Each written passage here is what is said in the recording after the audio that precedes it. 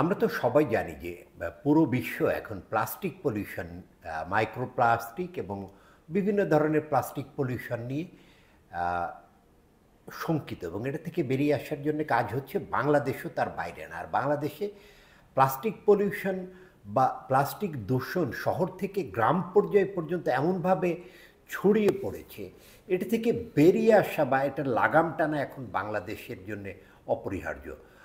Change initiative তো এটা নিয়ে কাজ করছে। বাংলাদেশের প্লাস্টিক পলিউশনের বিষয়টাকে কিভাবে মূল্যায়ন করতে চান?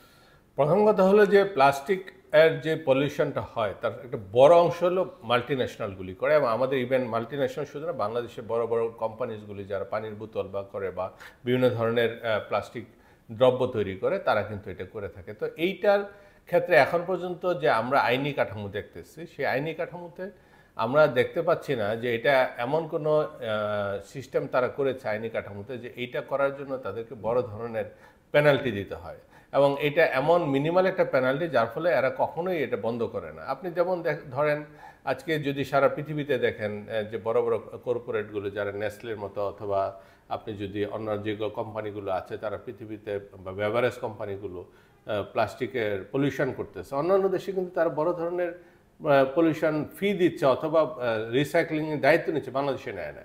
তা আমরা কিন্তু ব্রিটিশ আমেরিকান টোবাকো বা যারা টোবাকো উৎপাদন করে তাদের উপরে সাপ্লিমেন্টারি 300% দিচ্ছি, কিন্তু প্লাস্টিকের মাধ্যমে যারা পলিউট করে একেবারে সোসাইটি পুরো মাটি নষ্ট করে দিচ্ছে। এটা নিয়ে তো একটা আইন করা হয়েছে, কারণ যারা প্লাস্টিক দূষণ করছে সেই কর্পোরেটগুলো এগুলো প্লাস্টিক সংগ্রহ এবং এগুলো রিপ্রসেসের ক্ষেত্রে একটা কাজ করবে, এবং বাংলাদেশও কর্পোরেট হাউসগুলো মাল্টি ন্যাশনাল এবং লোকাল কাজ শুরু করেছে। হ্যাঁ, এটাকে আরো ব্যাপ্তি আমি মনে করি এখানে যেটা সহজ প্রিন্সিপাল, যে যে প্লাস্টিক যার ম্যানেজ করবে সে, এই সহজ প্রিন্সিপালে যাইতে হবে। আমি তোমার বোতল সারা বাংলাদেশে যেখানেই পাবো, তোমার সিল দেওয়া বোতল থাকলে আমি তাকে ফাইন করে দেবো। তখন আপনি যেটা হলো যে আপনি কেন তার ইয়াতে যাচ্ছেন, ফ্রেমওয়ার্কে ঢুকতেছেন।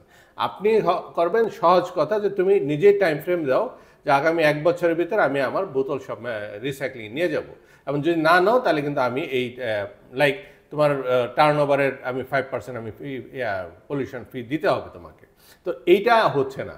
আর একটা জিনিস হলো যে বাজারে যারা মানে খুচরা যারা সিঙ্গেল ইউজ প্লাস্টিক যারা উৎপাদন করে, আমরা যে মোবাইল কোড অপারেট করে ফ্যাক্টরিটা বন্ধ করছি, কিন্তু এইভাবে আসলে সলিউশন হয় না। হওয়া উচিত ছিল যে পার্টিকুলার ইন্ডিভিজুয়াল এটার ওনার তার এনআইডি ধরে তাকে এমন একটা মনে করেন যে লাইক সে 1 কোটি টাকা বা 50 লাখ টাকা জরিমানা ব্যক্তিগতভাবে করা, এবং তাকে কমপক্ষে 5 বছরের জন্য সরকারি বা বিভিন্ন ধরনের আপনার ইয়াতে সরকার সাপোর্টের যে প্রকিউরমেন্ট আছে সেখানে কোথাও সে আর পার্টিসিপেট থাকবে, ব্ল্যাক লিস্টে থাকবে।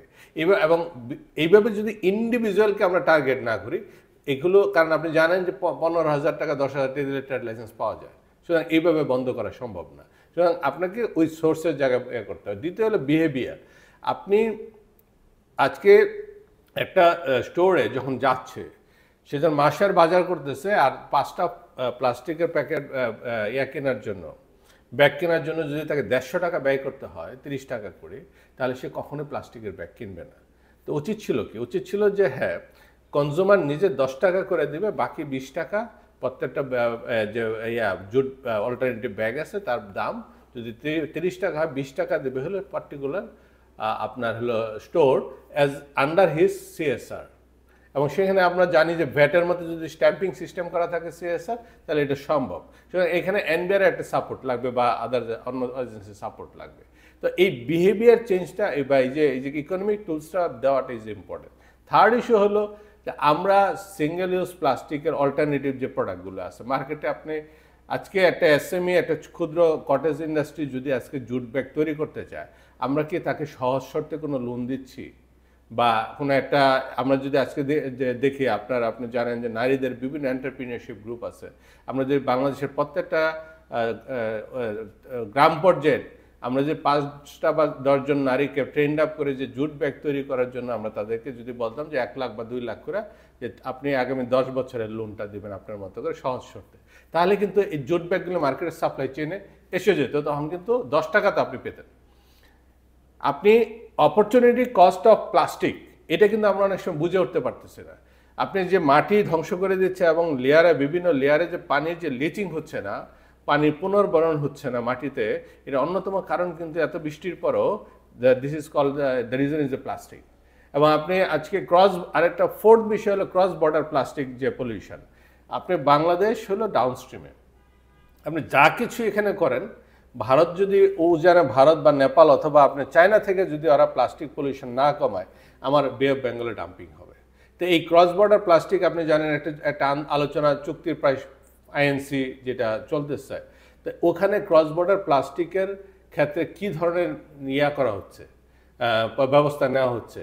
যদি সেটা না নেওয়া হয় তাহলে আমাদের ইন্টারনাল প্লাস্টিক, আপনি যদি কোস্টালে যান আপনি দেখবেন যে বলা সমুদ্র পৃষ্ঠের উচ্চতা বাড়তেছে, এই জন্য আমাদের নদীগুলোর উচ্চতা বাড়তেছে। কিন্তু not only that reason, this is one of the reason, but at the same time আপনি নদীর কথা যেখানে আনলেন, বাংলাদেশে এই নদী দূষণ, পানি দূষণের এবং আমাদের উপকূল দূষণের, বিশেষ করে আমাদের দুইটা বন্দর মোংলা এবং চট্টগ্রাম, সেখানেও এই মানে প্লাস্টিক পলিউশন এমন একটা পর্যায়ে গিয়েছে যে নাব্যতাও নষ্ট হয়ে যাচ্ছে। তো আপনি এটাকে বললেন, তো মানে ক্রস বর্ডার একটা উদ্যোগ তো লাগবেই, তো আমরা নিজস্ব উদ্যোগ যেটা দরকার ছিল সেটা কি আমরা যথাযথভাবে নিচ্ছি? এবং আমরা যেটা করছি সেটা হচ্ছে কি, কিছু ড্রেজিং করি যখন কিছু বরাদ্দ হয়, কিন্তু এটা স্থায়ীভাবে ওখানে যে 2 ফুট 3 ফুট এমন জায়গা আছে আমি দেখেছি যে 2 মিটার 3 মিটার পর্যন্ত আপনার কিন্তু লেয়ারে প্লাস্টিক পাওয়া যাচ্ছে। এগুলো যদি ইমিডিয়েট ক্লিন না করা হয়, আলটিমেটলি আপনি যখন একটা লেয়ারে কয়েকটা লেয়ারে যখন প্লাস্টিক বাড়তে থাকে তখন কিন্তু পানি আর সে নিচে যাবে না, পানির নিচে না গেলে এগুলো একটা সময় কিন্তু শুকাইতে থাকবে। তো আমরা যেটা বলতে চাচ্ছি সেটা হচ্ছে যে আমরা যদি আসলে নদীমাতৃক দেশ বাংলাদেশ, এবং অ্যাট দ্য সেম টাইম আমাদের ফুড প্রোডাকশন ডিপেন্ড করে হলো নদীর যে আমাদের সেচের উপরে, যদি আমরা আন্ডারগ্রাউন্ড ওয়াটারের উপরে আর ডিপেন্ডেন্সি করে লাভ নেই, ভবিষ্যতে ঝুঁকির মধ্যে পড়বো। সুতরাং আমাদের ফসল বাঁচাইতে গেলে মাটিতে প্লাস্টিক দূষণ কমাইতে হবে, অ্যাট দ্য সেম টাইম নদীতে বা খালে বিলে যেখানে প্লাস্টিকের ডাম্পিং হচ্ছে সেগুলি খুব দ্রুত করা সম্ভব। এটা কিছু না, এটা আপনি যখনই বছরের প্রতি সময়, এটা 1 বছর আগে একবার ড্রেজিং করলেন না, আপনি প্রতি সপ্তাহে না হলে প্রতি মাসে 2 বার করে আপনাকে সেটা ক্লিনিং প্রসেসে যেতে হবে। এবং এটার জন্য আপনার বড় ড্রেজিং দরকার নেই। এখন কিন্তু আপনি চাইলে ছোট ছোট প্রোটোটাইপ আপনার অটোমেটেড, মানে আপনি যদি দেখি আমি মতো আর কি রোবট দিয়ে আমি ড্রেজিং করানো সম্ভব। ছোট ছোট রোবোটিক এক একটা খালের জন্য বা নদীর জন্য ওরা ফিট করা থাকবে, ও ড্রেজিং করতে থাকবে। সো এই টোটাল জিনিসটা বললাম যে আমরা গ্রেভিটি অফ দ্য কনসার্ন মানে ইম্প্যাক্ট, অ্যাডভার্স ইম্প্যাক্ট আমরা বুঝতেছি কিনা। তো আমি একটা পর্যায়ে যদি চলে যাই যেখানে আপনি মিলিয়ন্স না বিলিয়ন্স ডলার খরচ করেও আপনি কিন্তু আর ড্রেজিং করাইতে পারবেন না, তখন কিন্তু নদীগুলো মারা যাবে। এটা নিয়ে একটা সুনির্দিষ্ট সমীক্ষা করেছেন বাংলাদেশে প্লাস্টিক পলিউশন নিয়ে, তো আপনাদের সবচেয়ে মানে আসলে ফাইন্ডিংসটা কি যদি একটু সংক্ষেপে বলেন, এবং আপনারা সরকারের জন্য কি পরামর্শ দিবেন আর মানুষের জন্যই বা কি পরামর্শ দিবেন? কারণ আপনি যেটা বলছেন বিহেভিয়ার চেঞ্জ না হলে শুধু আইন দিয়ে সব কিছু বদলানো যাবে না। আমরা মনে করি প্রথম কথা হলো যে আপনি সাপ্লাই চেইনের প্রচুর বিকল্প পণ্যকে আপনাকে অ্যাভেলেবল করতে হবে, যেটা পরিবেশ বা প্রকৃতি বান্ধব পণ্য। আপনি সিঙ্গেল ইউজ প্লাস্টিকের যেটা ইউজ করি সেই জায়গায় যদি আমি বিকল্প আপনার জুট ব্যাগগুলো যে খুব সস্তায় আমি বা মার্কেটে যদি পাওয়া যায় এবং সেটা সম্ভব, সেটা প্রথম আমরা যেটা সলিউশনের কথা বলেছি সেটা। দ্বিতীয় কথা হলো যে যেখানে প্লাস্টিক যে উৎপাদন করবে সেটা সিঙ্গেল ইউজ প্লাস্টিক, যে কোম্পানি করুক যে ফ্যাক্টরি করুক, তাকে আপনার যেটা বললাম যে রিয়েল টাইম মনিটরিংয়ে যে তাকে পানিশমেন্ট মানে পেমেন্টে দিতে হবে, পলিউটার্স পে প্রিন্সিপাল যেটা বলি, প্লাস্টিক ট্যাক্স বলি বা যে কিছু বলি। এবং এটা বছর আমরা দেখছি প্রায় সরকার যদি এটা ইম্পোজ করে 5,000 কোটি টাকা থেকে 10,000 কোটি টাকা পর্যন্ত এই প্লাস্টিকের উপরে ট্যাক্স বসে জেনারেট করা সম্ভব, যেটা দিয়ে আপনি আবার ক্লিন এনভায়রনমেন্টে আপনি ব্যয় করতে পারবেন। তৃতীয় যেটা আমরা মনে করি বিহেভিয়ার চেঞ্জে আরেকটা জিনিস হলো যে যারা যেসব আপনার কোম্পানি প্লাস্টিক মুক্ত পণ্য বাজারে মানে ক্ষেত্রে কী বলা যায় আপনার প্যাকেজিং ব্যবহার করবে, তাদের জন্য আপনি কর্পোরেট ট্যাক্স ছাড় দিতে হবে, তাদেরকে প্রণোদনা দিতে হবে। তারা যখন ব্যাংকের ইন্টারেস্ট ফি সেখানে আপনি প্রণোদনা দিতে হবে, যেন তার যে জিনিসটা সে ছাড় দিচ্ছে সেটা কিন্তু একটা ইনসেন্টিভ দিতে হবে। যদি ইনসেন্টিভ না দেন আপনি সে কিন্তু ইন্টারেস্টেড হবে না। আচ্ছা, যে গ্রিন ফ্যাক্টরিগুলো আপনার বাংলাদেশে, তারা যে গ্রিন ফ্যাক্টরি বলে তারা প্রোডাকশন, তাদেরকে আসলে ইনসেন্টিভ কী? তো ইনসেন্টিভটা আমরা দিতে চাই না, কিন্তু ইনসেন্টিভের একটা রিটার্নস আছে। আপনি এটা নিয়মটা হলো যে আপনি পলিউশন ট্যাক্স দিয়ে আপনি এক জায়গা থেকে জেনারেট করবেন, ওইটার একটা অংশ আপনি ওই যে ছাড় দিলেন ওখানে সাবসিডি হিসাবে দেবেন, এবং এইভাবে এইটা হলো থার্ড ইস্যু। ফোর্থ ইস্যু হলো আমাদের শিক্ষা প্রতিষ্ঠানগুলোকে আমরা মাননীয় উপদেষ্টা এবারও বললেন যে 15ই আগস্টের পর থেকে উনি শিক্ষা প্রতিষ্ঠানগুলোতে যেন এই প্লাস্টিক মুক্ত থাকে। আমাদের আসলে শিক্ষা প্রতিষ্ঠানগুলো বা সরকারি অফিসগুলো তারা কি আসলে সচেতন হয়েছে যে প্লাস্টিক মুক্ত থাকতে হবে, এবং এটা কে রেগুলেট করতেছে, কে মনিটর করতেছে, এবং এই জিনিসটা ইজ ভেরি ইম্পর্টেন্ট। আমরা আমাদের charity begins at the home. সরকারের প্রতিষ্ঠানগুলো যদি বা সরকারি শিক্ষা প্রতিষ্ঠান বা বেসরকারি শিক্ষা প্রতিষ্ঠান যেগুলো আছে, যেগুলো সরকারের ব্যান বেজের আন্ডারে চলে, তো এইগুলোর আন্ডারে যেগুলি প্রাইমারি স্কুল, এগুলো যদি আমরা এনশিওর না করতে পারি যে আমরা সিঙ্গেল ইউজ প্লাস্টিক ইউজ করব না, তা না হলে তো আপনি আলটিমেটলি বিহেভিয়ার নিজেরা চেঞ্জ না করে অন্যকে তো আপনি বলতে পারেন না। কারণ ওই ছেলে বা মেয়েটা যখন সে স্কুলে শিখবে বা শিক্ষক তাকে রেগুলেট করবে যে তোমার টিফিন বক্স অবশ্যই প্লাস্টিকের আনানো যাবে না, আমি অ্যাসিওর করব, মানে কোনো ধরনের প্লাস্টিকের বোতলে পানি কোনো প্রোগ্রামে ব্যবহার করা যাবে না, এটা যখন আমি এনশিওর করব, তাহলে কিন্তু এই সাইক্লিং এই যে আপনার প্র্যাকটিসের জায়গাটা কিন্তু ছোটোবেলা থেকে শুরু হচ্ছে। তো এইটা আলটিমেটলি আমাদের জন্য ইম্পর্টেন্ট এই জায়গাগুলোতে করা। আর সবচেয়ে বড় কথা ফাইনালি রিয়েল টাইম মনিটরিং করা। আপনি ড্রোন ইউজ করলে কোথায় কোন প্লাস্টিকের বোতল কোন কোম্পানি ফেলতেছে, কোথায় পাওয়া যাচ্ছে, বা কোন হাওরে প্লাস্টিক বা চিপসের প্যাকেট পাওয়া যাচ্ছে, এটা কিন্তু আপনার মনিটর করা সম্ভব। আমি সর্বশেষ একটা কথা বলে শেষ করি। রিসেন্টলি আমি যখন ইউএসএতে ট্রাভেল করি, আমার খুব শখ হয়েছে আর কি, যে ইউএসএ তো আমরা জানি যে carbon emit highest.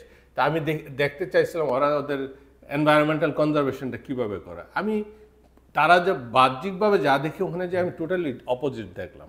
Grand canyon যখন আমি দেখতে গেলাম, 20 বর্গ কিলোমিটার এলাকার ভিতরে কোনো চিপসের প্যাকেট অ্যালাউড না।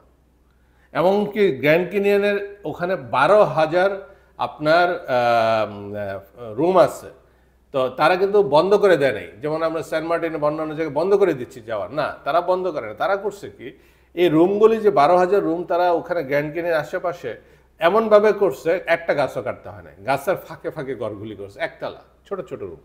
তো এইভাবে করে এমন হয়েছে প্লাস্টিকের কোনো বোতল আমি খুঁজে পাইনি। মানে হলো পুরো জিনিসটাই তারা কনজার্ভ করছে। তা আমরা আমাদের যে জিনিসটা করা উচিত সেটা হলো যে প্লাস্টিককে আমি বলতেছি না যে প্লাস্টিক ওভার দ্য নাইট আপনি রিমুভ হয়ে যাবে, কিন্তু রিসাইক্লিং যারা করবে, যেসব কোম্পানি করবে, তাদেরকে আপনি ইনসেন্টিভ দেন, তাদেরকে এক ধরনের প্রণোদনা দেন, এবং অ্যাট দ্য সেম টাইম ওইখান থেকে তাদের কাছ থেকে একটা ফি নেন, যেটা নিয়ে আপনি অন্য জায়গায় প্লাস্টিক রিমুভালে ব্যয় করতে পারেন। এবং ওখানে ওই যে যারা বিকল্প, যারা জুট পণ্য বা অল্টারনেটিভ পণ্য তারা তৈরি করছে, তাদেরকে বিনা ইন্টারেস্টে আপনি লোনের ব্যবস্থা করে দেন, যেন তারা আমাদের at the same time entrepreneurship, ক্ষুদ্র উদ্যোক্তাগুলো যেন তারা তাদের ব্যাপক আকারে এটা প্রোডাকশনে যেতে পারে। ধন্যবাদ জনাব জাকির হোসেন খান।